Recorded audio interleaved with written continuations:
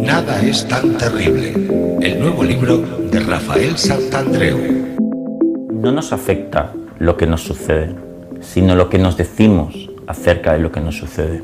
Por eso hay gente que con enfermedades, con grandes adversidades, con lo que sea, están bien a nivel anímico, y otras, con pequeñeces, nos ahogamos en un vaso de agua.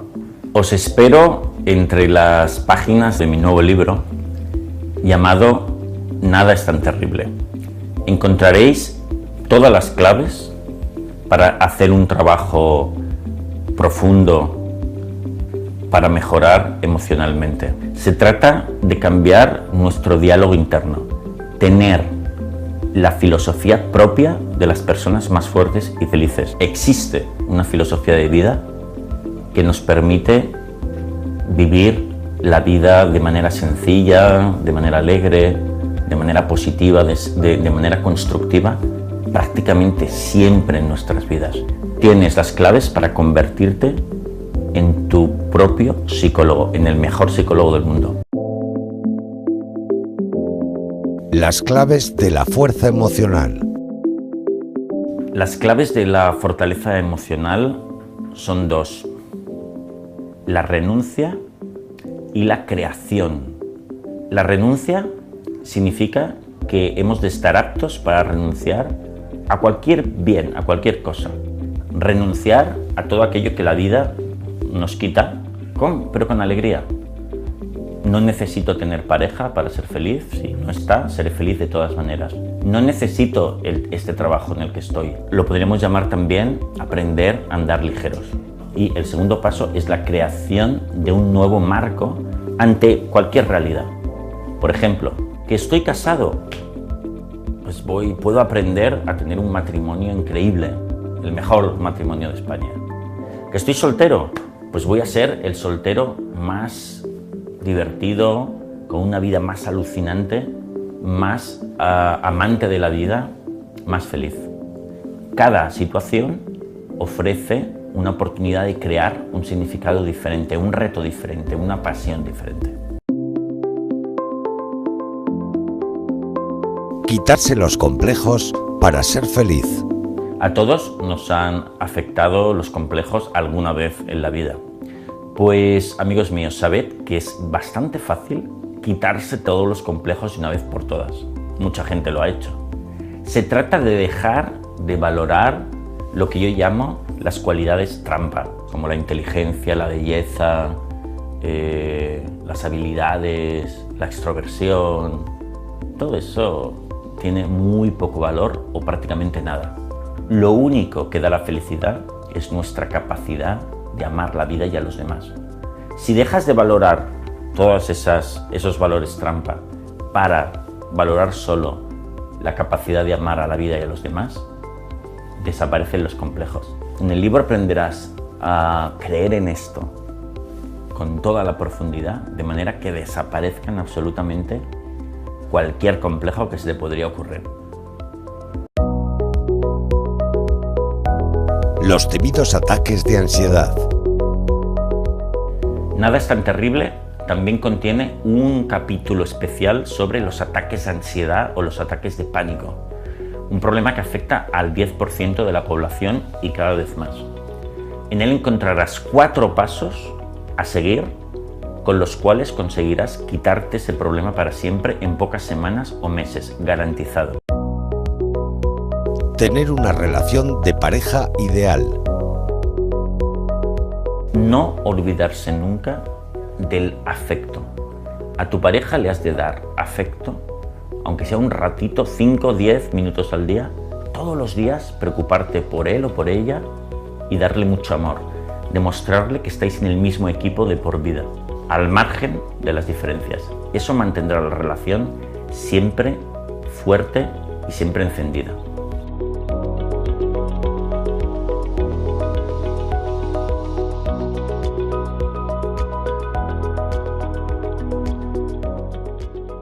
El escritor Rafael Santandreu estuvo en Bilbao presentándonos su nuevo trabajo, su nuevo libro, Nada es tan terrible. en un aula de cultura del Correo absolutamente abarrotada, con muchísima gente en la calle que no pudo entrar por exceso de aforo, y acompañado por la periodista Alicia San Juan. Los que sois habituales de Acordes y Letras o vais a las conferencias de Rafael Santandreu sabéis cómo son, ¿verdad? Divertidas, entretenidas, amenas, sencillas, para que cualquiera pueda entender todo lo que nos quiere transmitir, pero a la vez nos dice verdades como puños que nos pueden ayudar en un momento determinado a salvar un problema importante que tengamos en nuestra vida. Y eso es lo que vamos a hacer ahora, escuchar íntegra esta conferencia de Rafael Santandreu. Recordarlo, Rafael Santandreu, nada es tan terrible. ¿Qué tal? Arratsaldeon, bienvenidos, bienvenidas, gracias por haberos acercado hoy hasta aquí, a este nuevo encuentro del Aula de Cultura del Correo. Gracias también a la Caixa por su colaboración en estos actos y, por supuesto, gracias a Rafael Santandreu, que vuelve a Bilbao, lo digo casi como si fuera una estrella del rock, que vuelve a Bilbao con un nuevo libro que se titula Nada es tan terrible y que ya, pues bueno, también nos puede dar una pista de lo que Rafael, si es que le conocéis y le habéis seguido, que me temo que muchos de los que estáis aquí sí, pues pueda estar abordando en este libro. Rafael, ¿qué tal? Digo bienvenido. Que ojalá fuese una estrella del rock. Ojalá. Es más divertido. Bueno, algo de estrella del rock sí que tienes, porque eres capaz de convocar a un montón de gente. De verdad. Eso ya lo tengo, me falta solo tocar algún instrumento. Bueno, eso es cuestión de que me lo propongas. Bueno, pues hoy vas a hablar de tu nuevo libro, Nada es tan terrible, que es, de nuevo, tienes la generosidad de aportarnos nuevas claves y herramientas para intentar al menos entrenarnos y a lo mejor conseguir que la mayor parte del tiempo posible que estemos aquí seamos felices, ¿no? Y plenos, porque eso es lo que le da sentido a la vida. Sí, yo creo que sí. Muchas veces me preguntan, oye, Rafael, pero no hay mucha obsesión con esto de la felicidad. Y digo, hombre, pero es lo normal, porque es un poco como si la gente te dice, oye, pero Rafael, no hay mucha obsesión con esto de respirar. Joder, tenemos que respirar, ¿no? Es lo normal. Y claro, si no, la aspiración normal del ser humano es ser feliz. Uh-huh. Es que si no, sería muy raro. Pero ¿no crees que hay tanto empeño por ser feliz como empeño también por no serlo? Porque luego también hay muchísima gente que se esmera por no serlo y lo acaba consiguiendo. Bueno, aunque no sea conscientemente. Claro, exacto. Yo creo que conscientemente nadie lo quiere ser. Lo que pasa es que, claro, lo hacemos mal y entonces acabas sufriendo más de la cuenta. Uh-huh. Entonces, eso sí. Pero no creo que haya nadie, porque hay una corriente por ahí de psicología, un poco psicoanálisis y tal, que llega. Si hay algún psicoanalista aquí, podemos tener un debate, más alto. Si hay algún psicoanalista aquí, podemos tener un debate, porque ya sabéis que yo critico el psicoanálisis, con todo el cariño, pero lo critico. Y entonces, dentro del psicoanálisis, que a mí me parece muy delirante, amigos psicoanalistas, mi opinión, se llega a decir que hay gente que tiene como la pulsión de muerte o la pulsión de ser infeliz a cosa hecha a veces. Ni de coña. Eso no lo tiene nadie, porque sería extrañísimo, ¿no? Los animales no quieren ser infelices, no quieren vivir, quieren ser felices por naturaleza. Sin embargo, sí que parece como más fácil dejarse llevar por ejemplo, hoy es lunes y está lloviendo, ¿no? Y la frase es, lunes otra vez y lloviendo. Es como más fácil caer en ese tipo de comentarios que trabajar el otro punto de vista, ¿no? El del entusiasmo, el de comenzar una semana nueva, qué bien que llueve, qué bueno es para lo verde, para los árboles. Yo creo que cuesta igual. Incluso que es más difícil quejarse y hacerse infeliz que lo contrario. Lo que pasa es que una vez entras en el hábito de quejarte, ya es lo fácil, porque somos animales de hábito, entonces no te das cuenta y ya estás quejándote desde primera hora de la mañana. Entonces revertir el hábito sí que te va a costar un esfuerzo. Entonces ahí sí que es más fácil quejarte, ser un quejica, ¿no? Es un poco como que todos lo hemos experimentado. En el curro siempre hay un grupo de gente que se queja a saco, ¿no? Y entonces es fácil entrar allí y pasar el tiempo y entrar en la dinámica de quejarte de los jefes, quejarte de otros, pero eso hay que evitarlo, porque solo hace que llegues a la conclusión de que tu trabajo es un asco, ¿no? y solo ves lo malo y no lo bueno. Entonces, vale, es un hábito, pero que hay que revertir. ¿Deberíamos todos pasar por una terapia, Rafael? ¿Para poder entender ciertas cosas? No, de hecho, ni siquiera hace falta ir a terapia, en ningún caso. Sí, porque es algo que se puede hacer individualmente si tienes una guía correcta. De hecho, tú que eres música, ¿verdad? A veces sí. Yo te diría, oye, ¿todo el mundo debería hacer clases para llegar a tocar un instrumento? No. Porque hay el autodidactismo, ¿no? Claro. Que es muy bonito. Es muy bonito. Si eres capaz de llegar a algo siendo autodidacta, es chulo, ¿no? Es chulísimo. Pues en psicología pasa lo mismo también, por lo tanto no. Y luego hay gente que es feliz y sabe y tiene una gran educación emocional de fábrica. Coño, eso no necesitan nada. Así, por ejemplo, ha sido siempre mi padre, mi abuelo, que eran tíos de montaña, de un monte ahí del Pirineo. Y era siempre, joder, la gente de allí es la gente más positiva, feliz y fuerte que he conocido yo, ¿eh? Entonces esas personas llevan el buen criterio vital de fábrica. Pero, por ejemplo, tienen muchos de los conceptos de la psicología cognitiva muy bien integrados. Por ejemplo, el hecho de la enfermedad y la muerte lo han visto como una cosa muy normal. Coño, pues si te enfermas y te mueres, pues mala suerte, venga, seguimos. Entonces, como ellos han vivido cerca de un entorno rural donde ven la muerte de cerca, no es nada raro. Entonces, ostras, están súper bien amueblados, ¿no? Desde luego, leyendo el libro, a ver, como siempre pasa con tus libros, ¿no? Que te entran muchas ganas de vivir, y cuando alguien te dice que nada es tan terrible, realmente es que alivia mucho escuchar ese mensaje, ¿no? Sí, te alivia aquí. Sí, porque bueno, hay cosas a priori terribles o que entendemos que pueden ser terribles y las acabas de citar, ¿no? Una enfermedad o la muerte de alguien que quieres muchísimo, ¿no? Pero bueno, la vida es sobreponerse, ¿no? Pero hay la opción de que no haya nada terrible. ¿No? Por ejemplo, en mi último libro, y he traído aquí unas notitas, por ejemplo, cito a una entrevista que vi una vez no recuerdo qué periódico era, si era La Vanguardia o el periódico de Cataluña, que entrevistaban a una chica irlandesa que se llamaba, no lo sé ya, Fiona Munro, ¿no? Y esta chica que tenía alrededor de unos 30-35 años, tenía un cáncer muy severo y le habían dicho que le quedaba 1 año de vida. Entonces le entrevistaban y lo sorprendente es que ella sí que consideraba que eso no era terrible para nada. Incluso estaba feliz. Era muy sorprendente, ¿no? Entonces fíjate hasta qué punto ella se encontraba súper bien, que había decidido tener un hijo con su marido, a unas sabiendas que lo tendría y a los pocos meses moriría. Pero decía, bueno, mi marido quiere tenerlo, tiene fuerzas, tiene mucha ilusión, ¿por qué no? Fenomenal. Entonces es sorprendente cuando nos encontramos gente así, pero es importante saber que es posible, ¿no? Ella entendía que la muerte era normal, había tenido una vida acojonante en sus 30-35 años y decía, bueno, y lo veía de otra manera, ¿no? Entonces decía unas frases que os voy a leer aquí en la entrevista, que decía: el cáncer me ha enseñado que la importancia de la existencia no estriba en vivir mucho o poco, sino en tener una gran vida. Y es verdad, ¿no? Es decir, ¿qué es importante? ¿Vivir 150 años como un desgraciado o vivir 50 o 30 a tope?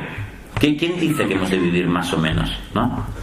Luego dice otra frase que dice: antes de la enfermedad, que esto lo he oído muchas veces, antes de la enfermedad yo malgastaba mi vida. Ahora vivo de forma mucho más intensa y hermosa. Si no fuese por el cáncer, nunca hubiese descubierto esta manera de vivir. Sorprendente, ¿no? Incluso ella dice que el cáncer, que su enfermedad ha tenido una gran cosa positiva, hasta el punto que llega a decir: esta enfermedad ha sido en realidad un regalo, aunque el precio sea tiempo de vida. Qué fuerte, ¿verdad? Pues por lo tanto, si Fiona Munro considera que morir al cabo de pocos meses no es el fin no es tan grave, joder, pues fíjate todo el resto de adversidades que vamos diciéndonos cada día, ¿no? Madre mía. Bueno, tú en el libro mencionas a mucha gente que vive con grandes dificultades, con discapacidades, gente que no ve, que no oye, que hace una vida plena, que por ejemplo, está contenta. Daniel Álvarez, de la ONCE. Ese tipo es un crack. Sí, bueno, hablas de él, lo describes como una persona alegre, entusiasta, su mujer también lo dice. Fijaos que es un tipo, Daniel Álvarez, es un tipo que desde pequeño, porque él primero se quedó sordo, me parece, por una enfermedad, como a los 5 años de edad, y a los 8 ciego por otra enfermedad. Y entonces, ¿sabéis qué pasa? Que la gente que es sorda y ciega es una cosa muy particular, difícilmente aprenden a hablar, porque para aprender a hablar tienes que oírte. Entonces, si no te puedes oír desde pequeño, no aprendes. Entonces, fíjate que los sordociegos, que así se llaman, es una cosa muy particular, porque imaginaos que aquí hubiese un sordo ciego, aquí. Él, si no le tocas, pensaría que aquí no hay nadie. Porque, claro, no ve a nadie, no oye a nadie, o sea, es el aislamiento total. De hecho, yo he visto algún documental sobre Daniel Álvarez, que por cierto es el director de la ONCE en lo que respecta a los sordociegos de España, y hacen un montón de trabajos para publicar libros que puedan leer con braille y un montón de actividades, ¿no? Entonces vi un documental sobre él que está colgado por YouTube, y entonces en una reunión en Madrid, él vive en Madrid, de sordociegos en un bar, y era acojonante, ¿no? Porque ves un grupo de 5 tíos tocándose así en silencio total, con los ojos cerrados, tocándose en las palmas de las manos y teniendo una conversación y ríen así. O sea, es acojonante, ¿no? Porque dices, hostias, un silencio que te cagas en el bar, ¿no? Entonces, claro, es una cosa muy particular. Son personas que si no las tocas no tienen conexión con el mundo. Para hablar con ellos tienes que deletrear todas las letras. Para decir hola tienes que deletrear H-O-L-A. No tienen otra comunicación con el mundo. Bueno, pues es gente que yo os diré una cosa, y si veis el documental lo veréis. En su mayoría son más felices que el resto de la gente. Porque ya desde pequeños han aprendido que, bueno, que hay adversidades en la vida, pero que no son determinantes para tu felicidad. Entonces lo aplican a todo. Imagínate a ellos, no sé, cualquier adversidad pequeña. Pues dicen, eso no es nada. Si yo he superado 10.000 cosas. Entonces, no sé por qué te decía eso. Tú has mencionado Daniel, la culpa es tuya. La mía. Tú has mencionado, o sea, que tengo yo descubrir de qué hilo empezar a tirar para...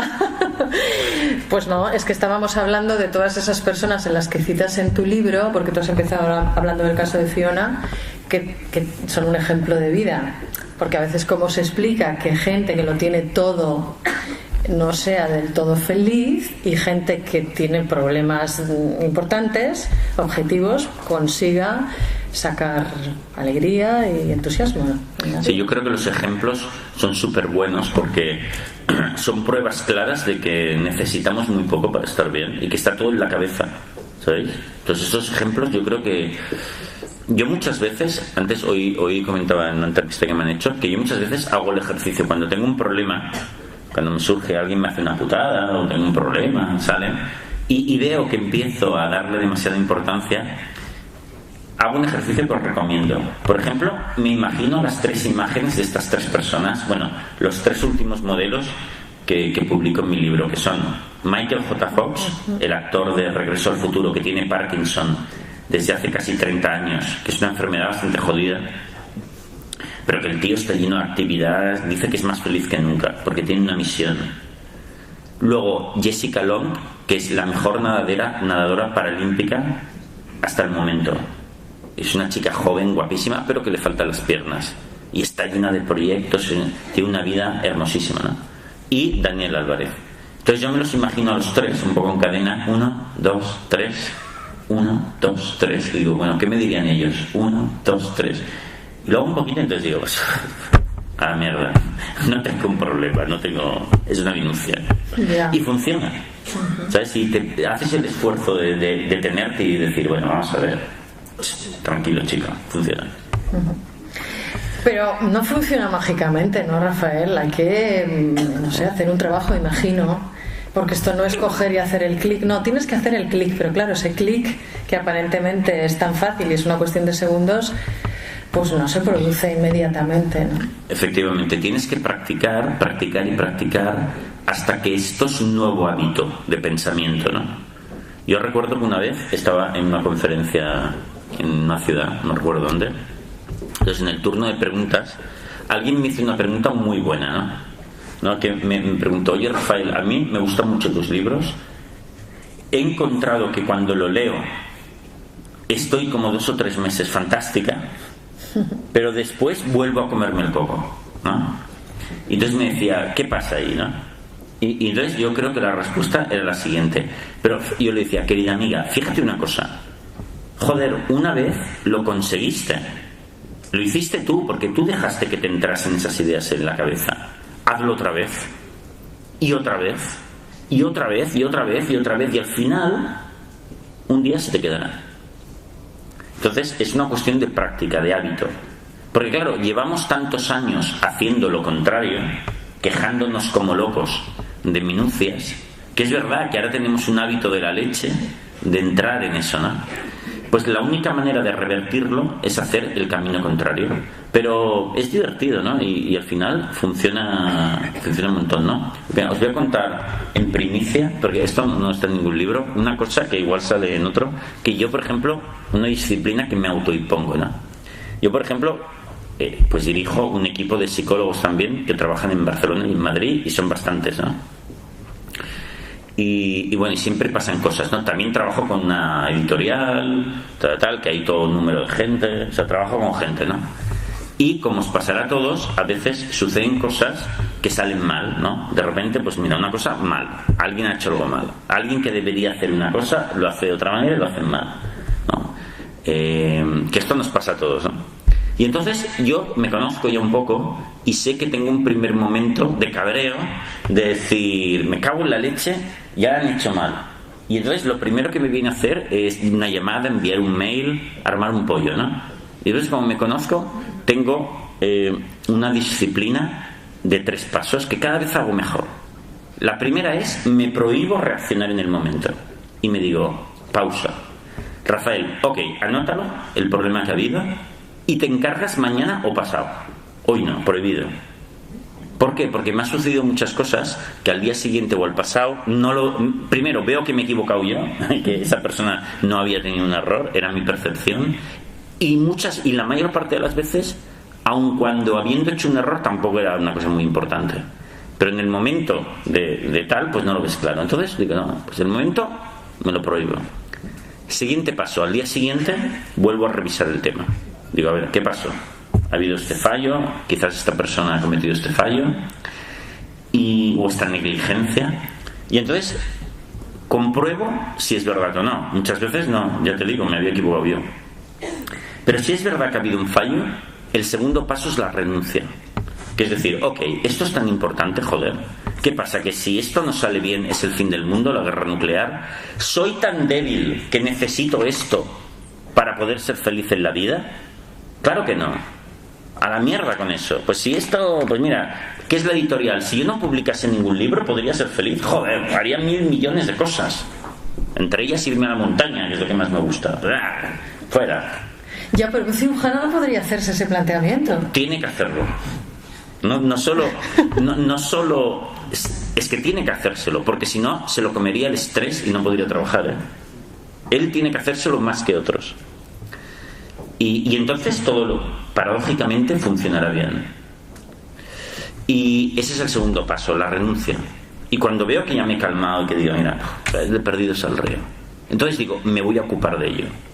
Y luego, a la hora de ocuparme de ello, eso sí, me impongo que tengo que pensar una solución divertida, imaginativa, maravillosa, y si no, no lo hago.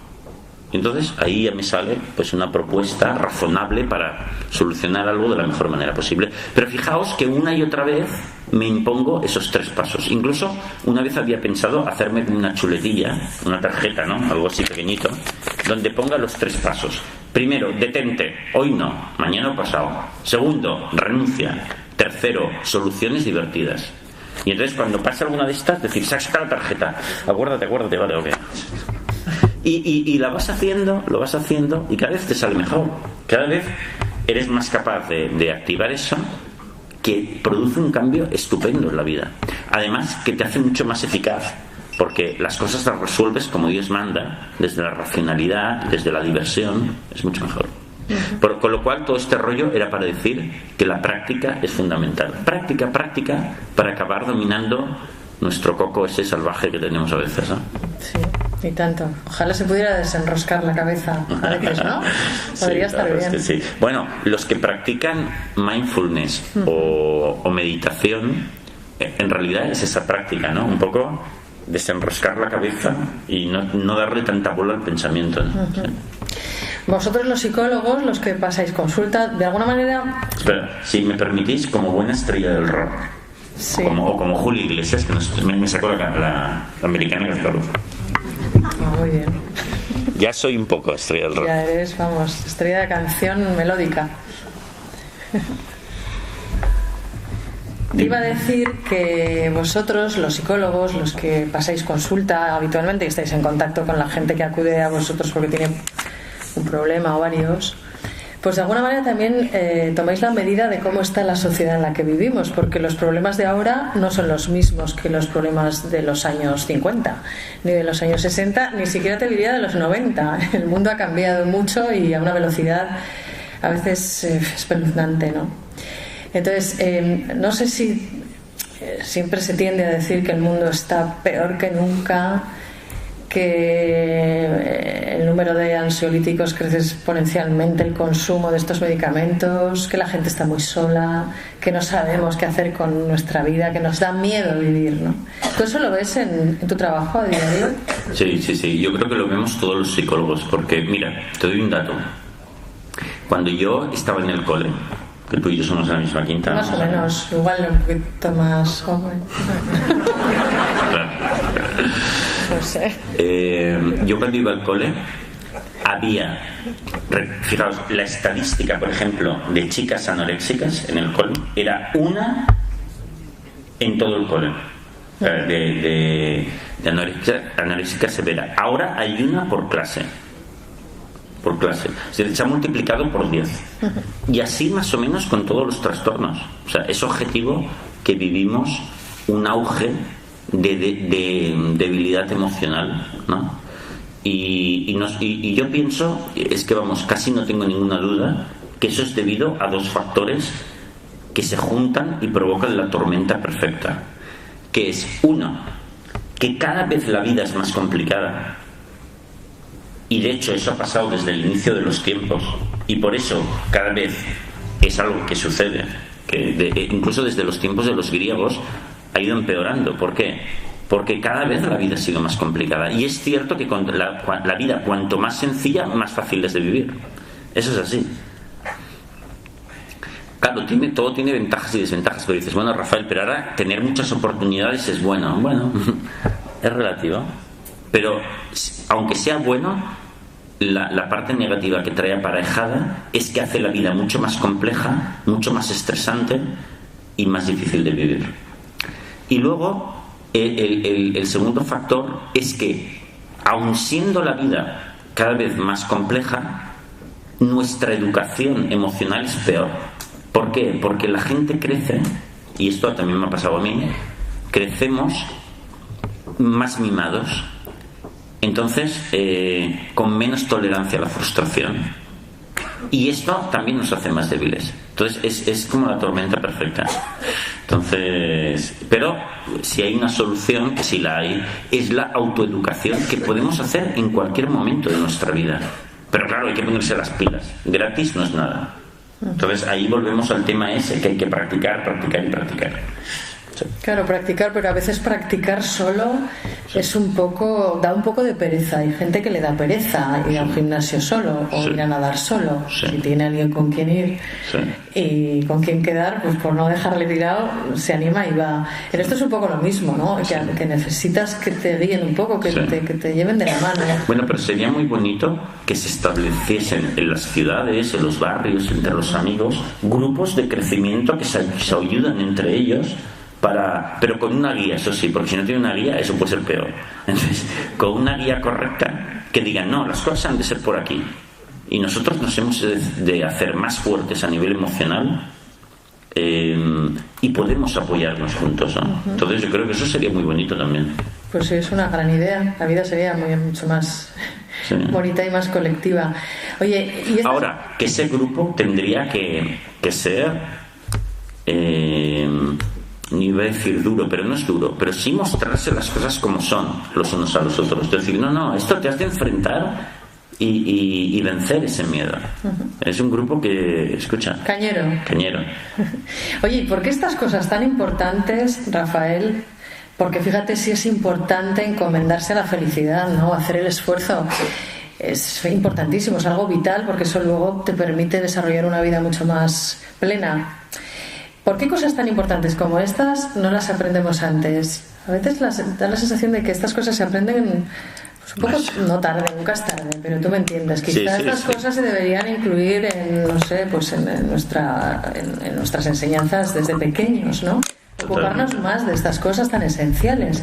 A mí me parece súper importante. Tú imagínate, todos los que estamos aquí ya tenemos una edad, no veo mucha gente súper joven, y todos hemos pasado, por ejemplo, por la niñez y la adolescencia, ¿no? Y la primera juventud. Y ahora sabes un montón de cosas sobre la vida. Imagínate saberlas en esa época. No me digas que no te hubieses ahorrado cantidad de problemas, que te hubieses conducido muchísimo mejor. Todos lo sabemos. Pues claro, esa enseñanza, tenerla cuanto antes, es lo mejor. Yo muchas veces, cuando me llega a la consulta una persona de 20 años, de 22, que tiene un problema hasta el punto que tiene que venir a la consulta, muchas veces le digo, no, pero has tenido mucha suerte, porque ahora puedes aprender algo súper importante para ti y eres muy joven, joder, la que te vas a beneficiar un montón de años si lo haces bien. Entonces, claro, yo creo que esto se tendría que enseñar en las escuelas tanto más cuanto que la vida, lo que decía, la vida cada vez es más difícil, con lo cual esas herramientas cada vez son más importantes, porque la vida no se va a hacer más sencilla. Entonces, la verdad es que tendríamos que hacerlo, pero no se hace. Pero tú perteneces a un grupo profesional que podría, no sé, presionar un poco. O sea, presionamos a tope, pero no nos hacen mucho caso. O nos hacen un poco, pero quizás estaría bien que nos hicieran más casos, ¿no? Pero sí, la verdad es que... Pero bueno, la verdad es que está cambiando, ¿no? Cada vez más hay educación de este tipo en las escuelas. Yo creo que sí, algo se está haciendo. También hay mucha confusión en el mundo del crecimiento personal. También si das con malas manos, entonces claro, primero hemos de aclararnos todos qué es lo que funciona. Y eso ya es un primer paso. A ver, el mundo no es perfecto. Y hemos de asumir que no lo es. Yo, por ejemplo, muchas veces me vienen a ver casos que son los siguientes. ¿Por ahí tenemos un espía ruso o algo? ¿Qué? Es un espía ruso, ¿no? Están por todas partes, ¿eh? Y me viene a veces que no se me vaya el hilo. Con lo de los rusos se me ha ido el hilo. Te metes en unos jardines. Ya sé, sí, que no me acuerdo. ¿Dónde estábamos? El mundo no es perfecto. A veces me viene pacientes, este es un clásico, viene un paciente a verte a la consulta que su problema es que tiene un problema de medicina, pero que es muy difícil de resolver. Por ejemplo, con una tendinitis que le duele el brazo y tal, y ha ido a varios médicos y uno le ha hecho un tratamiento, no ha funcionado, otro tratamiento, y vienen ya desesperados y cagándose en todo. Recuerdo el caso de un paciente mío que se llama Rafael, como yo también, que era un tío, muy buen tío, pero muy iracundo, ¿no? Y me decía, me cago en todos los médicos, al próximo le parto la cara, ¿eh? Y le digo, no, Rafael, no. Y entonces le expliqué algo que a veces que es importante que sepamos. La medicina ha avanzado una barbaridad, fenomenal, pero no lo sabe todo, ¿eh? Hay cantidad de historias de enfermedades que la medicina no tiene una respuesta clara. Y lo inteligente es aceptarlo y decir, bueno, pues voy a intentar ser el mejor enfermo de esta cosa rara de España y voy a indagar bien, con paciencia, tratándome bien, con inteligencia. A lo mejor un día publico un libro sobre cómo tratar ese tema. Es interesante. Vamos allá. Pero no pretender que la medicina lo sepa todo de repente, porque eso es de locos, ¿no? Entonces, bueno, el mundo es imperfecto y menos mal que lo es, porque si no sería insoportable. Y cuanto antes lo asumamos, mejor. Entonces, bueno, en la psicología también estaría bien que funcionase desde pequeños, pero no lo es. Bueno, ¿quién necesita tanta perfección? Yo no. Bueno, a ti se te nota mucho que disfrutas con tu trabajo y que te hace feliz ayudar a los demás, ¿no? Ayudar a los demás genera endorfinas. Eso es, ¿no? Eso es como, no sé si es una verdad científica, pero no sé, tú que ayudas a los demás.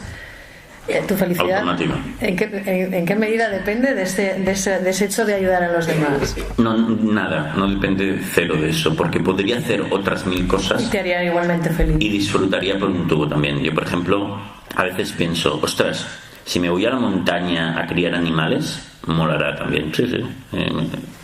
No sé, criaré unos bueyes de la leche, ¿eh? Entonces, no, hay 1000 maneras de ser feliz. Ahora, la que tengo me mola mucho también. Y es un trabajo precioso, ¿no? Entonces, hay 1000 maneras de ser feliz, ¿no? Por ejemplo, estar en contacto con la naturaleza también da un subidón buenísimo, ¿no? Bueno, lo bueno es que hay 1000 maneras. Entonces, prácticamente cualquier trabajo puede ser maravilloso. Para mí, ese es un tema muy importante, los que hayáis leído mis libros. Yo, por ejemplo, mi padre fue albañil toda su vida, ¿no? Y os juro que yo no he visto una persona con cara de disfrute cuando ibas a verlo al curro como mi padre. Era algo hasta enfermizo, ¿sabes? Te decías, pero hostias, este hombre, ¿cómo disfruta tanto? Mi abuelo, yo tuve un abuelo que vivía en Lleida por parte de mi madre, que era zapatero, remendón. Él terminó la guerra civil, lo explico en uno de los libros también, y salió de la cárcel en Lleida, por casualidad lo liberaron, él era del bando republicano, y se quedó a vivir porque no tenía un duro allá donde salió. Y se puso a trabajar de aprendiz de zapatero remendón y luego durante muchísimos años fue zapatero remendón. Él te hablaba de su oficio como zapatero acojonante. Él le gustaba, luego hacía zapatos a los nietos allí porque sabía hacer zapatos desde el inicio, ¿no? Y hoy en día, ¿dónde se ha quedado esto? Hoy en día le dices a un chaval, ya verás lo guay que será ser zapatero remendón, y te pega. Y es un gran error, porque ya que hemos de trabajar, disfrutemos increíblemente de la vida, ¿no? Cuando digo esto, alguien me dice, bueno, Rafael, qué morro tienes. Tú que eres psicólogo, que es un trabajo muy chulo. Claro, sí es fácil decirlo, ¿no? Pero ¿no sabéis la de psicólogos que hay amargados con su trabajo? Que te dicen, es que es aburridísimo aguantar a la gente. Y médicos, yo que conozco un montón de médicos, no veáis cuántos médicos hay agobiadísimos con su trabajo, que dicen, es que la gente es insoportable con sus enfermedades. Yo no entiendo nada. Si es un trabajo hermosísimo. Oye, ¿tú crees que nuestros abuelos y nuestros bisabuelos, bueno, yo creo que sí lo crees porque te lo he oído decir alguna vez, que eran gente emocionalmente más saneada, ¿no? que nosotros? Sí. Y fijaos que en este nuevo libro que se llama Nada es tan terrible, hay los últimos 3 capítulos. He tratado un tema por primera vez porque en los últimos años he estado viendo lo importante que es un concepto que igual os va a sorprender los que seáis lectores de mis libros, porque igual no os lo esperabais, que es la importancia de que no le tengamos tanta manía al sufrimiento. Yo creo que uno de los problemas de nuestra sociedad que nuestros padres y abuelos no tenían es que en aquella época el sufrimiento se entendía como una cosa no tan mala. Hoy en día huimos demasiado del sufrimiento. Y eso es un error, porque ¿sabéis qué pasa? Que cuando huimos del sufrimiento en demasía lo amplificamos. Porque el sufrimiento, una parte del sufrimiento vital es inevitable y no es malo. El sufrimiento tiene las siguientes ventajas. El sufrimiento te abre a los demás. No hay experiencia de mayor apertura que ver a alguien, que compartir y ayudar a alguien sufriente. Yo he hablado muchas veces de mi amiga Tina Pereire, que es la directora del Hospital Sant Joan de Déu, que yo tengo mucha relación con ellos, ¿no? Son más de 500 voluntarios que trabajan en el hospital infantil más grande de España, sobre todo ayudando a los niños y a las familias de los niños que están muy malitos. Claro, hay niños con cánceres muy severos, con amputaciones, con todo tipo de enfermedades. Son voluntarios que van y dedican allí una mañana o una tarde a la semana comprometidos en estar ahí.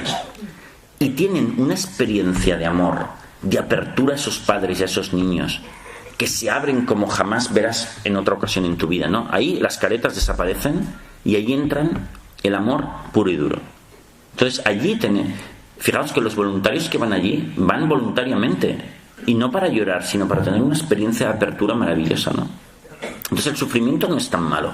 El sufrimiento te permite conectar de una manera íntima con la gente, y esa experiencia es maravillosa. Primera cosa. Segunda ventaja del sufrimiento. El sufrimiento, si lo pasas mirándole a los ojos, sin miedo, te aclara el sistema de valores. Porque entonces se ve muy claro lo que realmente es importante en la vida y lo que no. ¿No? ¿Qué es lo importante en la vida? Joder, pues amar a los demás, hacer cosas bellas por ti y por los otros. Y todo lo demás no importa. Entonces, eso que el ser humano, que muchas veces vamos un poco perdidos en el mundo, coño, te aclara. Hostia, incluso la gente sufriente como Fiona, esta que hemos visto, la irlandesa esta, de repente, si le miras a los ojos al sufrimiento y no le tienes miedo, dices, coño, yo en la vida quiero hacer esto, joder. Y lo demás no me importa. Y pierdes los miedos. Y te aclara mucho. O sea, que es una oportunidad. Luego, cuando salgas de ahí, vas a salir muy fortalecido. Y vas a salir con mucha más capacidad para la felicidad. Esto, por ejemplo, le sucede a la gente que ha tenido una gran enfermedad y la ha superado, con los ojos abiertos, que dice, uy, yo a partir de ahí ya no me preocupo de chorradas, disfruto de mi familia, vivo de otra manera. Porque le ha aclarado el sistema de valores, joder. Otra cosa buena del sufrimiento. Y tercero, un punto increíble, que los psicólogos lo aprendemos muy bien, es que si tú miras de cara al sufrimiento, a las emociones súper chungas, y no le tienes miedo, bajan. Y también si no les haces caso, y tú llevas tu rumbo, bajan, pierden fuerza, se hacen más pequeños. Es un poco como cuando las personas nos hacemos como autoinmunes al alcohol, por ejemplo. Si tú bebes alcohol, cada vez necesitas más alcohol, cada vez te emborracha menos. ¿Por qué? Porque el cuerpo se adapta. El cuerpo es increíble la capacidad de adaptación que tiene. Incluso a los venenos nos podemos adaptar. Pues lo mismo pasa con el sufrimiento. Pero siempre, si solo lo miras de cara, no le haces caso y sigues con tu vida. Entonces el sufrimiento se baja el umbral. Y tú te haces una persona mucho más libre, mucho más fuerte. Entonces, por lo tanto, el sufrimiento no hay que verlo como una cosa tan rechazable, sino como es una oportunidad para hacerte más fuerte, más capaz, más vivo, con un sentido vital más guapo en la vida. Por lo tanto, pasar un periodo de sufrimiento en tu vida por alguna razón es una experiencia maravillosa que te va a liberar. Y también, si no lo haces, lo vas a amplificar y te vas a volver cada vez más débil. Con lo cual, y esta digamos que es una parte, digamos, que de la psicología, que en psicología esto se llamaría psicología conductual, que con los años he visto que cada vez es más importante. Existe la psicología cognitiva y la psicología conductual. Y esa parte, para mí, ha sido un descubrimiento, bueno, es muy largo de explicar. Tratando con cierto tipo de pacientes, cada vez he visto más claro que esta parte es más importante. ¿Y tú, Rafael? O sea, nos hemos puesto serios de repente. Bueno, pero eso está bien también, ¿no? Que puede ser serio. Oye, esto es como una película, ¿no? Que va pasando por diferentes niveles, ¿no? El final será la fiesta final. El final lo ponéis vosotros. Perdona, al final habrá como turno de preguntas. Sí. Vamos a hacer eso. ¿Queréis que haya turno de preguntas? Sí, ¿verdad? Venga. Oye, y por cierto, para el final se me ocurre una experiencia, se me acaba de ocurrir. Fuegos artificiales. Baile, no. Lo que podemos hacer es que aquí seguro que hay muchos lectores ya de mis libros. Si alguien especialmente se anima a contar cuál ha sido su experiencia de cambio y transformación haciendo este tipo de psicología, yo creo que lo agradeceremos todos, porque ver experiencias de cambio es guay, porque te anima a seguir, ¿no? Sí. Yo quería preguntarte por la depresión, que también es un término muy instalado en esta sociedad en la que vivimos, ¿no? Por la depresión, por cómo se aborda la depresión desde algunos ámbitos de la psicología. Tú además no entiendes la depresión como una enfermedad, como una patología, ¿no? ¿O sí? Es que casi yo prácticamente no entiendo nada como una patología, porque el estrés, la ansiedad, incluso los complejos, tampoco es una patología, es una neura que todos podemos tener un poco y que si no la manejas bien te puede llevar al límite, pero eso llamarlo patología, no, son cosas que son como trampas mentales en las que podemos caer todos. Oye, ¿y cómo ve la psicología? Yo tengo mucha curiosidad por saber qué opinas de esto que te voy a decir. El comportamiento de los políticos, que son unos seres que están... No lo digas por Rafi Fuentes. No estaba pensando en ella, ¿qué va? No. En general, cuando estabas diciendo esto de que hay que saber discernir qué es lo importante en esta vida y qué no es lo tan importante, y finalmente concluyes hablando del amor, de la generosidad, de las cosas bellas, me han venido muchos políticos a la mente, ¿no? Gente que tiene un puesto de trabajo, que tiene una responsabilidad importante, que nos representa a los ciudadanos y a los que no sería descabellado pedirles que fueran un poco más amorosos, ¿no? Y más puros y racionales. Y honestos. Entonces, ¿tú cómo ves estos comportamientos? Tú como psicólogo, en parte te tienes que parecer apasionante, ¿no? Pero ¿sabes qué pasa? Que, a ver, no se diferencia en nada del común de la gente.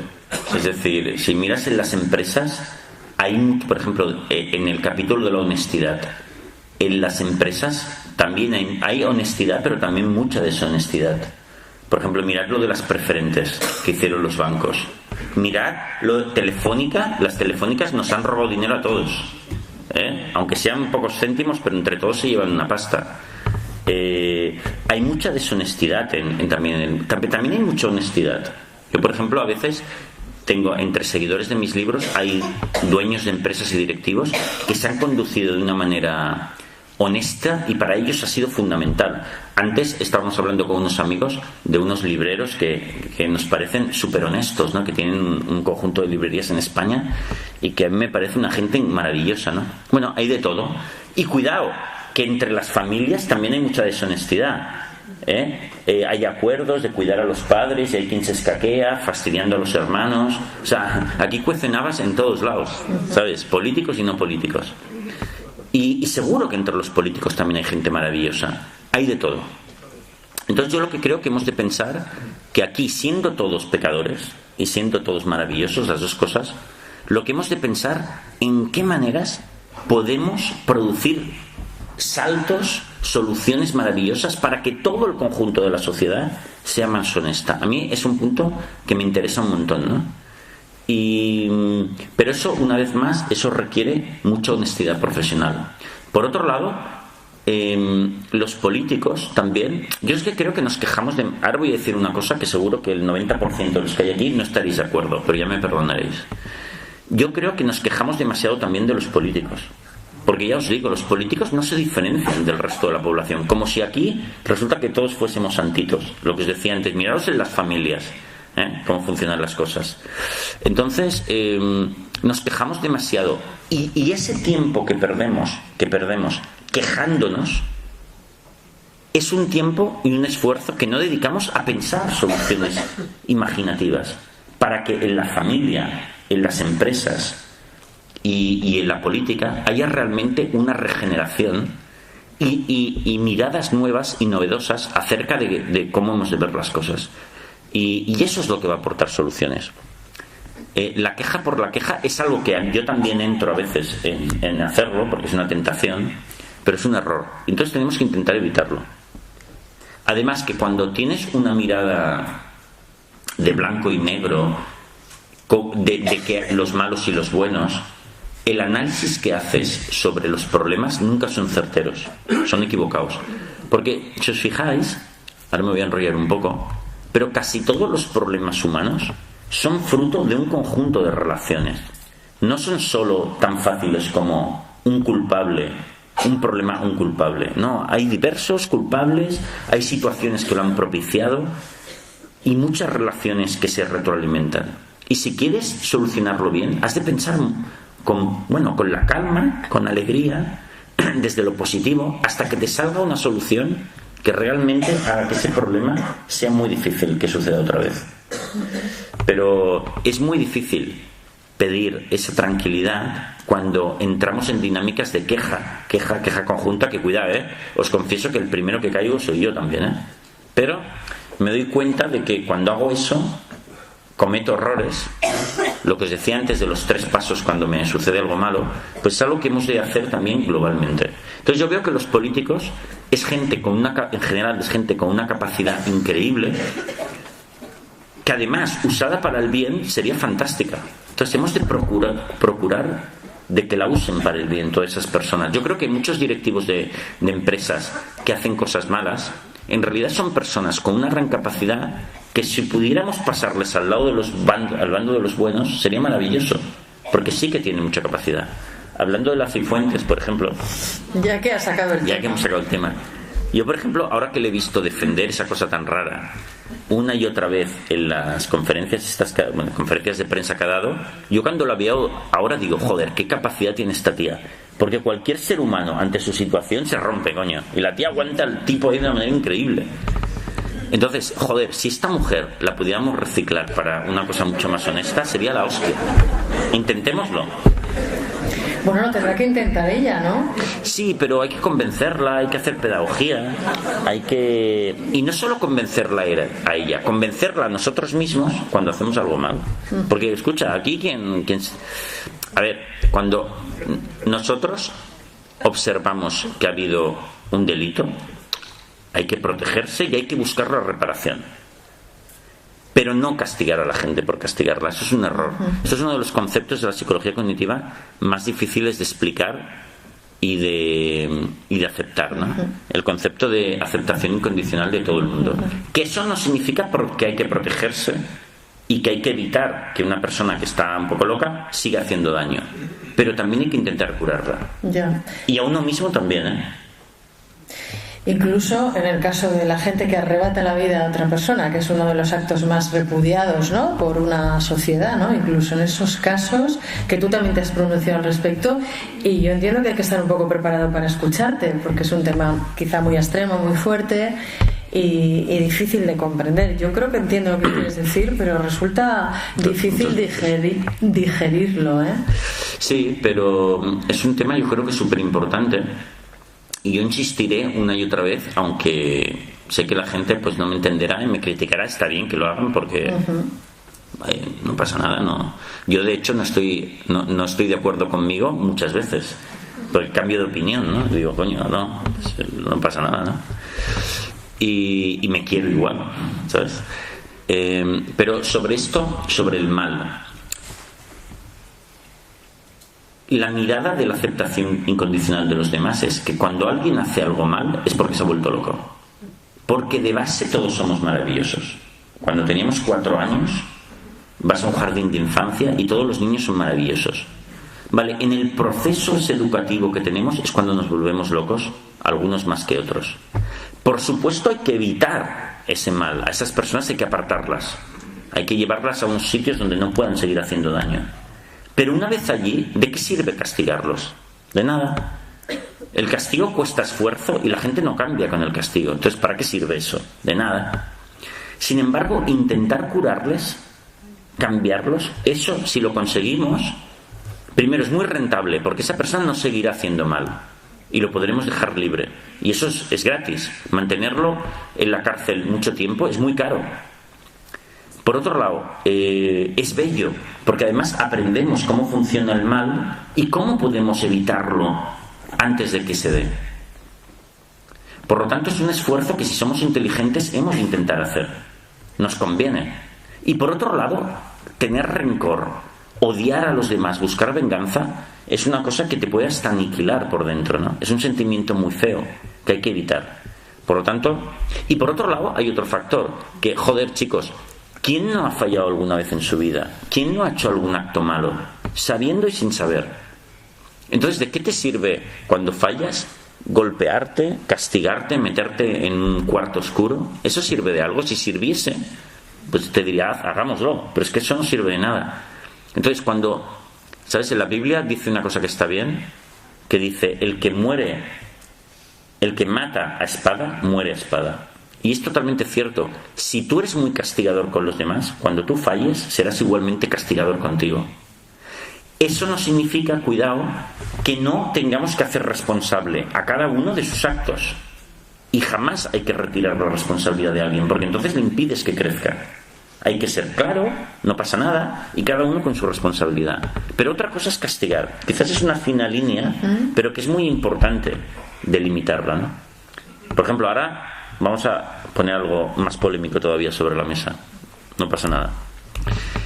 Por ejemplo, ahora últimamente han salido a la prensa casos de grandes criminales, ¿no? Todos sabemos quiénes son.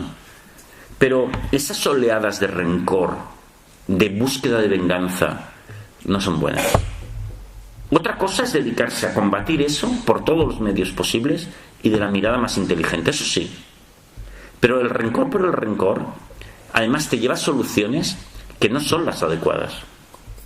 Entonces, fijaos que, por ejemplo, hay un ejemplo muy claro. Estados Unidos es uno de los países con mayor porcentaje de personas en la cárcel del mundo. ¿Sabes?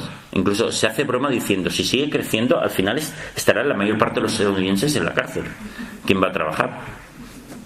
Es verdad, porque no para de subir. Y es un sistema muy castigador. Os acordaréis todos de los presos ahí con monos naranjas, grilletes, y hay pena de muerte en cantidad de estados, etcétera, y no para de subir. En cambio, en los países nórdicos, Finlandia, Noruega y tal, las prisiones son como centros universitarios de reeducación,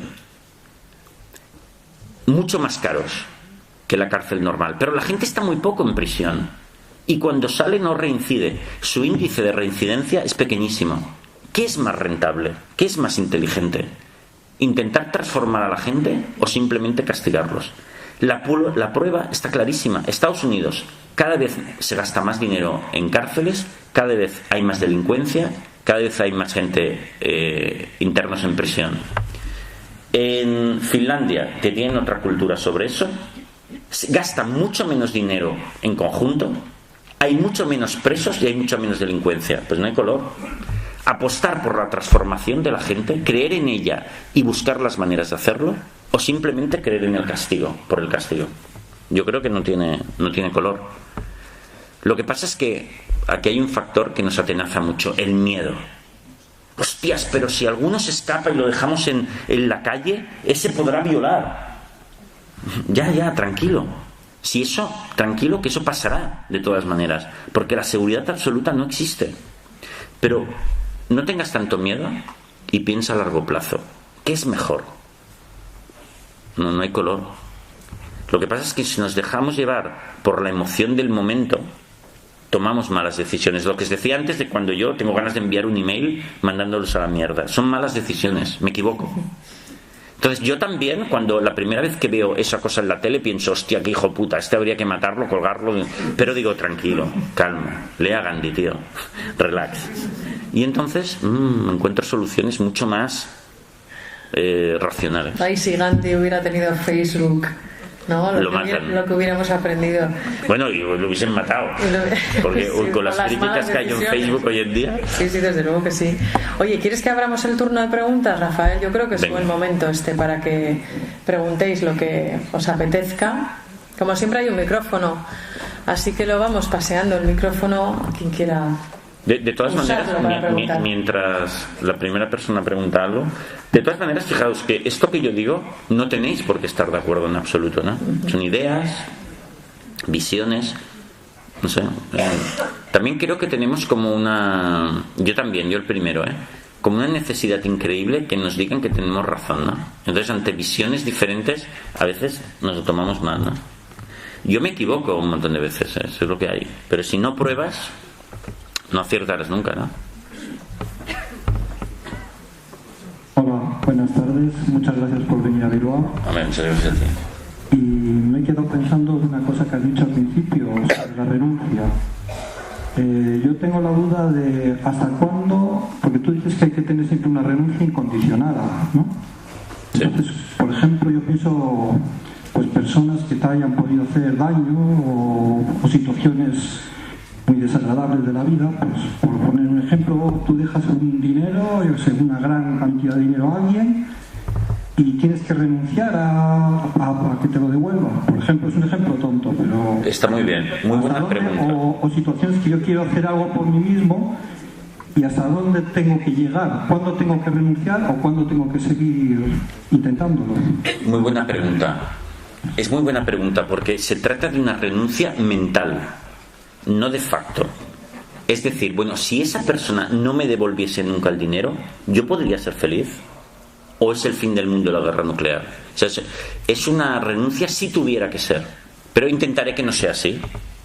Si tienes ganas, ¿por qué no? Pero ahí te digo, cuando trabajes por conseguir algo, hazlo desde la ilusión y desde el amor. Pero para hacerlo desde la ilusión y desde el amor, tienes que renunciar primero a la posibilidad, ¿no? Yo, por ejemplo, ahora os anuncio una cosa que yo ahora tengo, no quiero dar muchos detalles, pero tengo un pleito con unas personas, tengo que hacerlo, ¿no? Bueno, quiero hacerlo, ¿no? Pero mi ejercicio es el siguiente. A ver, si no lo hiciera, ¿yo podría ser feliz? Por supuesto que sí, joder. Pero si podría ser feliz en la montaña con mis animales.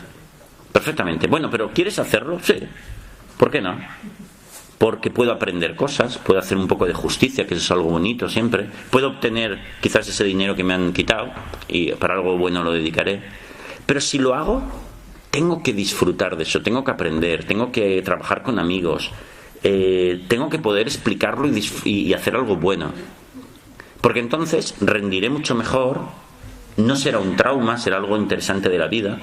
Pero para conseguir eso, primero has de renunciar mentalmente, no darle tanta importancia, no hacerlo de eso una cosa brutal, porque entonces solo se te ocurrirán, primero no lo pasarás bien y además no serás efectivo. Entonces es más bien una renuncia mental, no una renuncia real. Luego, si quieres hacerla real, también puedes hacerla. Cada uno escoge sus batallas, ¿no?, en la vida, o bueno, sus batallas, sus trabajos. Pero yo hay muchas cosas. Yo, por ejemplo, este juicio lo quiero hacer y quiero disfrutar un montón de ello. Incluso quiero, si sale muy bien, hasta me gustaría escribir un libro sobre la experiencia. ¿Está bien? Hoy quizás en el próximo vez que venga aquí a Bilbao os presentaré ese libro y os hablaré de eso con diapositivas y cómo lo hice y tal, qué abogado escogí, qué se nos ocurrió hacer. Bueno, lo veo así ahora, de verdad. Es como una tarea súper divertida. Ahora cuando quedo con mis amigos les explico, fijaos en lo que estoy haciendo, qué divertido. Estoy aprendiendo, me estoy haciendo como Perry Mason. ¿Te acordáis de Perry Mason? Súper divertido. Gracias por la pregunta. ¿Más preguntas? Hola, buenas tardes, Rafael. Muchas gracias por tu conferencia y también muchísimas gracias por los libros y por todo lo que nos ayudas a través de ellos. Perdona, es que ahora te he perdido. Levanta la mano, profesor. Es que estaba buscando, pero digo, imposible. Bueno, me ha llamado la atención que te has referido al psicoanálisis con un énfasis quizá un poco peyorativo. Quisiera conocer por qué. Sí. A ver, ¿cuántos aquí hay, para saberlo, amigos del psicoanálisis?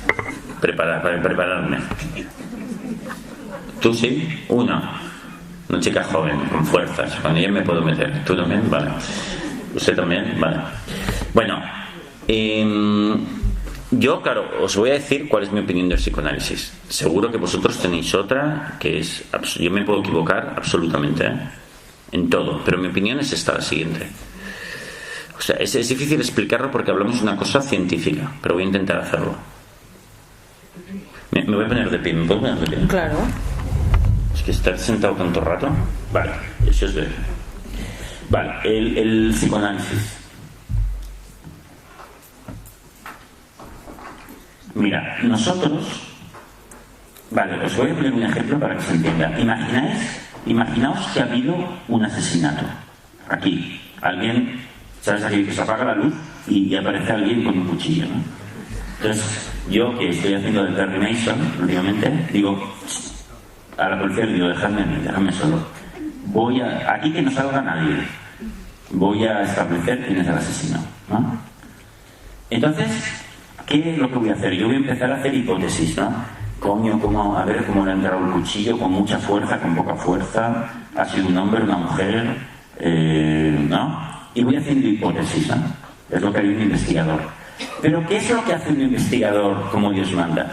Va buscando pruebas que refrenden si voy bien o voy mal, ¿no? Por ejemplo, si lo hubiesen matado con una pistola, miraría a ver quién haría pruebas de huellas dactilares, de a ver si hay pólvora, ¿no? Entonces mis hipótesis las iría refinando. Entonces resulta que la ciencia también funciona así. Hay un fenómeno, yo voy haciendo hipótesis, yo lo hago con mi investigación en psicología, y luego voy comprobando, joder, esta hipótesis funciona, no funciona, predigo, si esto funciona así, esto tiene que funcionar así. Ah, no, pues me he equivocado, joder. Y así vas comprobando cada pasito. Y claro, tardas en hallar una cosa importante. Bueno, pues ahí tenemos que Freud, que es el creador del psicoanálisis, ¿qué hacía en realidad? Sobre un fenómeno iba haciendo hipótesis sobre hipótesis y las daba todas por buenas, sin comprobar si aquello se iba refrendando. Entonces, en un tiempo récord, hizo una teoría que publicó como 25 libros a lo largo de su vida, y cada libro estaba lleno como de 30 hallazgos acojonantes sobre la psicología, y que todos pintaban chupi, acojonantes.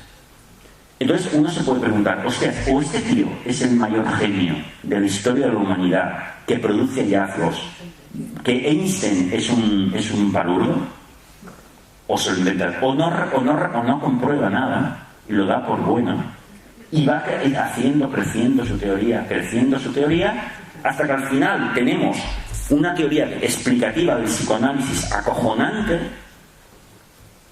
pero que no funciona, por cierto. Porque, a ver, incluso los defensores del psicoanálisis, no me negaréis, que generalmente la media de tiempo de ir al psicólogo es toda la vida, ¿no? Y os lo digo de verdad, no son 5, 10 años, 15, es toda la vida.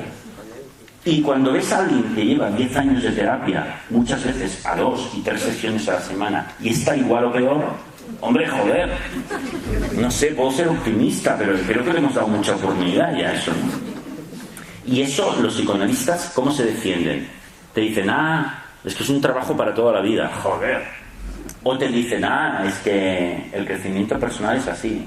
¿Qué me estás contando? Pero sobre todo, la crítica fehaciente es que en ciencia hay que ir comprobando y refrendando. Fijaos que, por ejemplo, la teoría de la relatividad de Einstein, que por cierto es una fórmula, Freud hacía 10.000 fórmulas, en un año hacía 50. Se ha ido comprobando, viendo a través de confirmaciones con experimentos durante muchísimos años. Es que es fundamental. Fijaos que Einstein hizo la teoría de la relatividad, fue su gran descubrimiento, y después a lo largo de su vida no hizo muchos más. Y eso ya es acojonante. Eso te da un poco una prueba de cómo funciona la ciencia, ¿no? Entonces, esa es mi respuesta. Y si queréis, si alguien, pero vamos a hacer solo una contracrítica, ¿alguien de que les gusta el psicoanálisis? Que me diga lo contrario, ¿usted? Venga. Pero solo hacemos una porque si no haríamos solo un debate sobre el psicoanálisis, sería un poco aburrido. No, ahí hay una chica. Pero es guay que alguien tenga una oportunidad de llevarme la contraria en esto. Hay otra chica a ver. Declarado en contra, digamos. Ajá, vale. O sea, no amiga ni enemiga. Vale, alguien que argumente. Alguien que quiera decir algo sobre esto, y así damos una palabra que si no sería un poco injusto. Y si alguien quiere defender a la Cifuentes también, ¿eh? No, porque yo no la acabo. No, yo quiero hablar. Pero es mi opinión, me puedo equivocar, ¿eh? Cuidado. Y no, yo creo que el psicoanálisis absolutamente es un aprendizaje del ser humano. Perdone, le interrumpo un poquito. Yo no responderé, si os parece. Este señor, ¿cómo se llama usted? Emilio. Nuestro amigo Emilio dará su opinión y después cada uno que investigue, decide. Claro, es que no quiero crear polémica porque yo te sigo hace mucho tiempo y te he oído 1000 veces estar en contra del psicoanálisis, cosa que a mí me ponía de bastante mala hostia cuando estaba en mi casa y te veía en la televisión. Pero vamos, porque Lo entiendo. Yo llevo 40 años psicoanálisis. Y voy a estar toda la vida, claro, porque a mí me hace crecer, a mí como ser humano me hace crecer. Y tú acabas ahora en este coloquio que estamos teniendo, en esta conferencia, acabas de tener una cosa que has dicho, que la terapia no es necesaria, has dicho que la terapia no es necesaria, y de repente a la media hora sí acabas de decir que hay a un montón de gente que hay que curar. Hay que curarles. ¿Y cómo les curas? ¿Con un diazepam? No, les curas con terapia. El ser humano, todos los seres humanos, todos, absolutamente todos, tienen que ir a terapia. Lo que no tienen que ir es a la degustación, ni hablar con su cuñada ni con su madre. Tienen que ir a hablar con un señor que no le conocen de nada, absolutamente de nada, y le pueden decir lo que quieran. Y ese señor les va a conducir. Claro, yo siempre, porque yo soy terapeuta, entonces yo siempre lo que... Uy, se va complicando, ¿eh? Sí, no, pero yo siempre estoy de acuerdo de que lo que tienes que encontrar es un buen profesional. Claro, ahí está el tema, que es lo que dices tú muchas veces, es que hay muchos psicólogos que se lo dices a Mercedes Milá en una entrevista que te he visto yo, que se hacen la pizza un lío, claro, evidentemente. Y si encuentras un profesional malo, pues el crecimiento personal tuyo, evidentemente, se va a ir a tomar por saco y le va a pasar como te ha pasado a ti con ese señor que viene a tu consulta y te dice, al próximo doctor le machaco la cabeza. Pero si encuentras un gran profesional, como eres tú, por ejemplo, a nivel como escritor, porque yo me he leído todos tus libros, pues entonces esos libros ayudan a la gente. Genial. Ayudan a la gente. ¿Te llamabas? Emilio. Emilio. Gracias, Emilio. Pero fijaos que ¿no os parece, por ejemplo, maravilloso que un día pudiésemos estar aquí, Emilio y yo, y fuese un debate psicoanálisis, sí, y nos lo pasaríamos teta, respondríamos cantidad de cosas, ya que sería súper interesante. Hemos de aprender mucho más a convivir con la opinión totalmente contrastante de otro y ser súper amigos, aprender de lo que el otro pueda decir, de todo se aprende. Y entonces yo creo que es muy importante, que sería muy bonito que en nuestra sociedad recuperemos la disensión total, ¿sabes? Porque es guay, eso no pasa nada.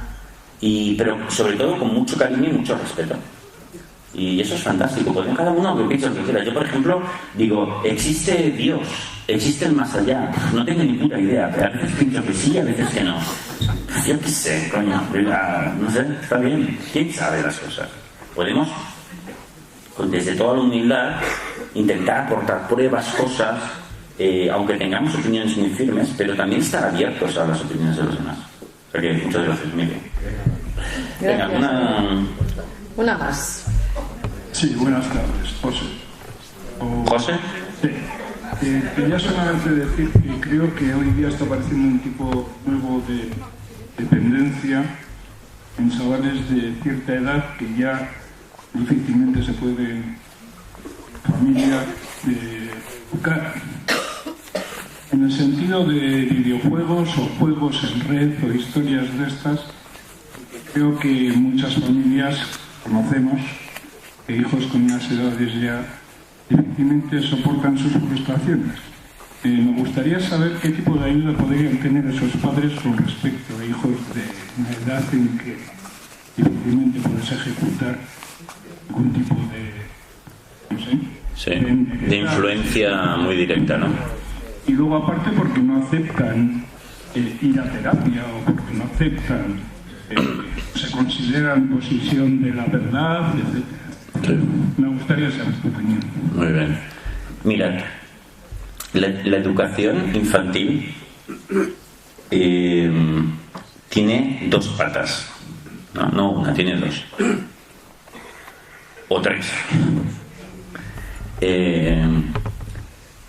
Una cosa fundamental en educación es darles a los chavales su responsabilidad sobre su vida, devolvérsela, porque un gran problema que tenemos en la educación actual por parte de los padres es que les sustraemos la responsabilidad a los niños, protegiéndoles demasiado.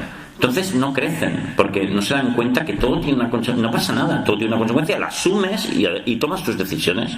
Pero así crecemos, ¿no? Por ejemplo, nosotros no nos tiramos pedos en los ascensores, coño, porque nos mirarían fatal, nuestros compañeros de curro no querrían subir con nosotros, pues te cortas. Y acabas viendo que, joder, ¿no? Que no hay que tirarse pedos en los sitios, normal. O sea, bueno, las cosas tienen unas consecuencias, pero las aprendemos rápido, muy fluidamente, perfecto. Y maduramos. Por lo tanto, los niños tenemos que darles toda la responsabilidad, tienen que asumirla y no sustraerla. Dicho esto, a los niños pequeños podemos ponerles un montón de normas y obligarles a cumplirlas. Pero claro, a medida que crecen ya no. Y eso, en las relaciones entre adultos, ya no podemos exigirle cosas a la gente. Por ejemplo, tú a tu mujer o a tu esposo ya no le puedes exigir cosas, le tienes que convencer. Y es lo normal, porque si no sería una marioneta tuya. ¿Quién quiere vivir con una marioneta? Yo no.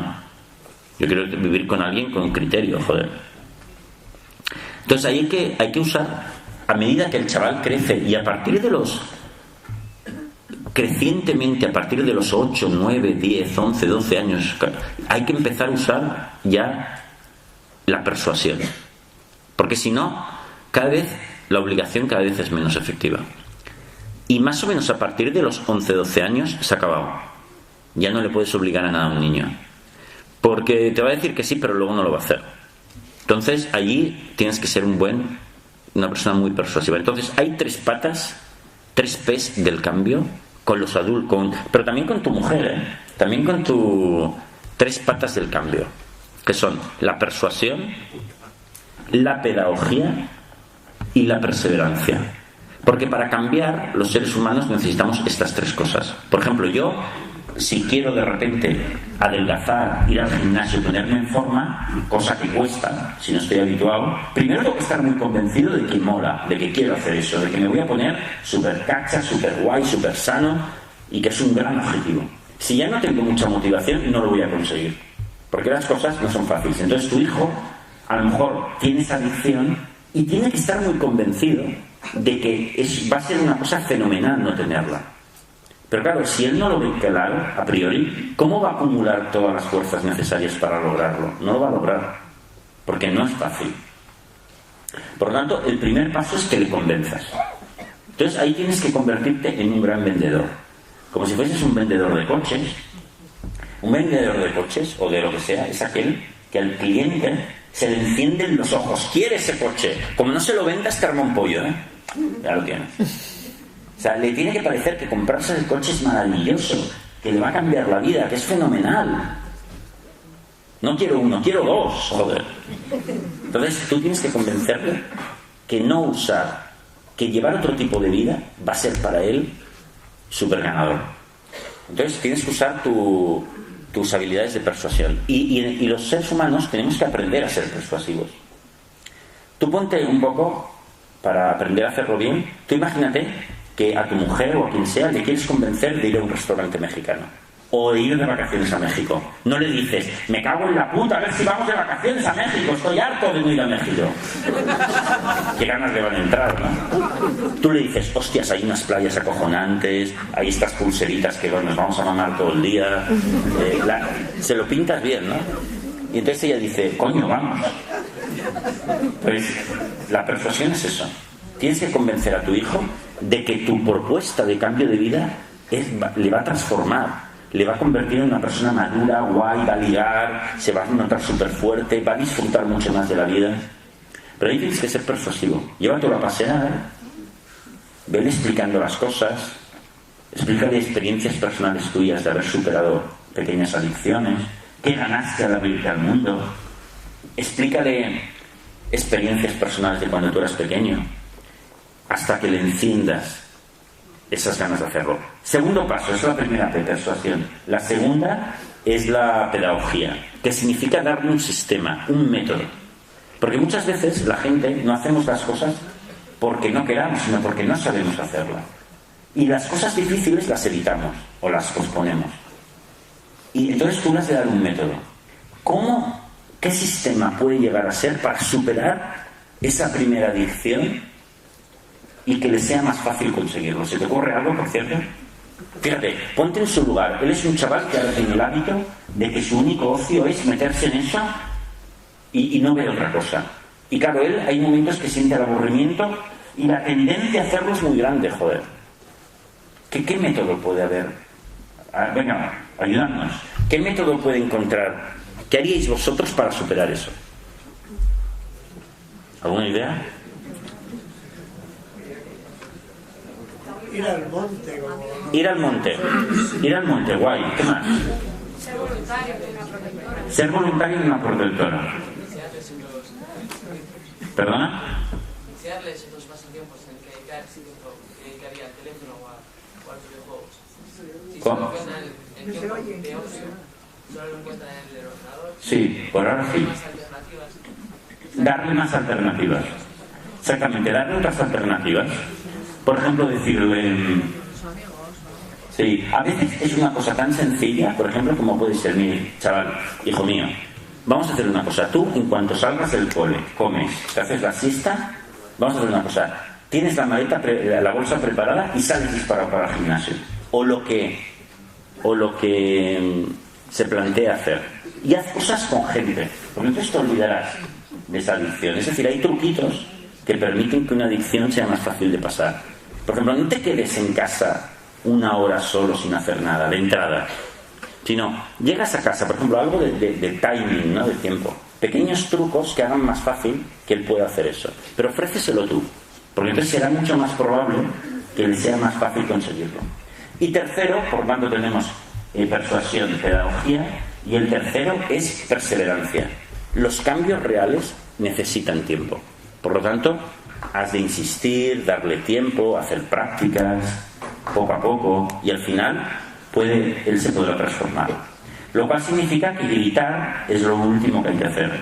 Porque cuando gritamos a nuestro hijo, o gritamos todavía peor a nuestra pareja, para que haga un cambio, ¿dónde queda la persuasión? En ningún sitio. ¿Dónde queda el método? Le estás ofreciendo un método, ni de coña, ya deberías saber hacerlo. Y tercero, ¿le damos tiempo para lograrlo? No, esto era para ayer. ¿Quién cambia así? Nadie. Bueno, ¿cuánto tiempo tenemos? Pues creo que ya hace tiempo que no tenemos tiempo. Venga, hacemos la última pregunta. O la última cosa. Pero entonces... muy rápido, por favor, que luego habrá que firmar libros también. Hay gente que ha traído sus libros y que quiere llevarse tu firma a casa. Así que... Y hay otros que se quieren ir a tomar pinchos y vinos, que sé que es lo que hacéis cada día. Pregunta breve y respuesta breve, Rafael. Pues, estando muy de acuerdo con lo que dices y lo que has dicho muchas veces, quiero llamar... ¿Dónde está usted? Levante la mano. Aquí estoy. Llamo la atención sobre un punto. El tema de Fiona, el caso de Fiona, que cáncer, me ha hecho pensar en un libro que leí hace tiempo que se llama Sonríe o muere, la trampa del pensamiento positivo, no sé si lo conoces, no. De Barbara Ehrenreich, que es una socióloga norteamericana. ¿Qué dice? Entonces, claro, no, y ponía el ejemplo de cáncer, como mucha gente con cáncer después se convirtió en mejor persona, y no sé qué, dice que no, que es una putada. Y hay que una trampa de pensamiento positivo que no nos lleva a ninguna parte, sino todo lo contrario, a la regresión y no a la progresión. Ya pues lo conocías o qué te parecía. Bueno, ya pasa otra cosa. Quería saber también, quería matizar o hacer este punto, y luego por otra parte, quería preguntarte, ¿por qué crees que la vida es más difícil ahora? Vale. Fíjate que has hecho trampa porque has hecho dos preguntas. Vale. Bueno, te respondo primero a la segunda. ¿Por qué la vida es más difícil? Porque tenemos más presión, o sea, más oportunidades que se convierten en obligaciones. Antes, cuando tú nacías en un pueblo, te ibas a dedicar probablemente a lo que hacía tu padre. Te ibas a casar con una de las 4 mozas libres del pueblo. Ibas a vivir en la misma casa de tus padres, seguramente, o en otra, pero a 2 calles. Era todo más sencillo, no había tanta presión, entonces la vida era mucho más sencilla. Ahora tenemos muchas oportunidades, lo cual es guay, es bueno, pero por otro lado caemos en el fallo, en la tentación de convertir todas esas posibilidades en obligaciones absolutas. Y eso se transforman en cargas. En vez de vivirlo como posibilidades que disfrutas si las consigues bien y si no, no, lo convertimos en una obligación, y es lo que fastidia el crecimiento y la oportunidad. Por ejemplo, claro, la vida es mucho más sencilla en realidad, pero es más complicada por la superpresión. Pero en realidad, joder, si hoy en día la comida y la bebida está garantizada, porque agua hay en las fuentes y es potable. Comida, tiramos el 30% de la comida que se produce todos los días, se tira. O sea, si tú vas a la salida de los supermercados, de los restaurantes, necesitas una nave industrial para meter todo eso. O sea, en realidad tenemos más bienes de lo que se ha tenido nunca. Y ya no contamos si nos comparamos con el tercer mundo, pero no lo valoramos. Y luego, o sea, que en realidad sí que todo sería más sencillo, pero como nos metemos muchas presiones debido a las oportunidades, pues ahí la complicamos todo. Y luego la otra pregunta que me has hecho, que es que, hombre, es cierto que intentar pensar positivamente, cuidado, es una herramienta brutal que te puede cambiar la vida. Pero también hay la otra pata que decía antes, que el sufrimiento tampoco hay que querer evitarlo a toda costa, porque primero es imposible, y si lo intentas evitar a toda costa lo amplificas, porque esa huida hace que esté más presente, y por lo tanto eso tampoco hay que hacerlo. Fíjate que una vez más yo lo que creo es que el crecimiento personal tiene dos patas, no solo una, es como la educación. Muchos fenómenos de la naturaleza humana tienen dos patas o tres variables, y eso hace que no sepamos manejarlos, porque intentamos aplicar el mismo martillo en todas las ocasiones, y no, hay que aplicar un martillo, luego unos alicates y luego un taladro. Por lo tanto, es cierto que tener una mirada positiva es fundamental, pero también saber llevar el sufrimiento también. Bueno, ha sido un placer estar con vosotros, y ahora nos ponemos a firmar. Gracias. Y si se recupera lo decimos. Mientras tanto. Vamos a ver qué ha pasado.